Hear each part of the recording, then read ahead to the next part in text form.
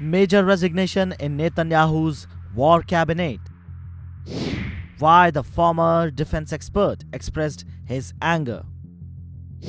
Is Netanyahu's war push bothering Israeli officials? Dr. Yoram Hemo, the former head of defense policies and strategic planning for Israel's National Security Council, resigned last week after presenting a critical 10-page document to the war cabinet regarding Israel's handling of the Gaza war, as reported by Hebrew media. Hemo's resignation followed his assertion that the current war strategy is deeply undermining Israel's war objectives.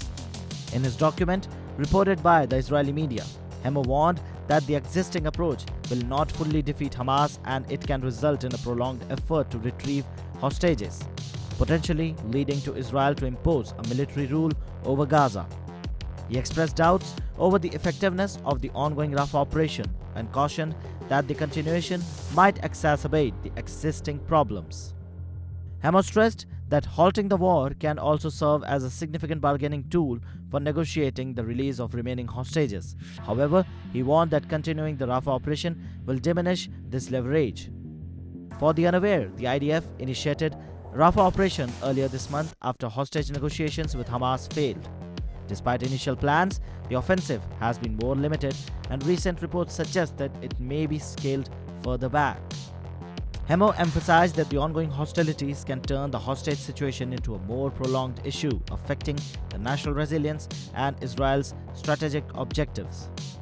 And so, he criticized the government's delay in deciding who will govern the post-war Gaza, a point of contention within the war cabinet. This development comes days after Defense Minister Yoav Gallant and War Cabinet Minister Benny Gantz also urged Prime Minister Benjamin Netanyahu to make a decision. Even they warned Netanyahu that without a clear alternative governance plan, Israel might be forced to impose a military rule, potentially allowing Hamas to regain power. Despite the reports of National Security Advisor Zachi Hanebi's anger over the document, the National Security Council has denied any hostility, claiming Hemo has been encouraged to present his feelings. The war between Israel and Hamas started on 7th of October last year with a terrorist attack by Hamas, resulting in significant casualties and hostage situation.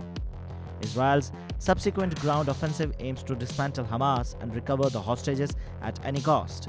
However, out of the initial 252 hostages, 124 still remain in Gaza, with several confirmed dead and others still unaccounted for. Subscribe to Oneindia channel and never miss an update.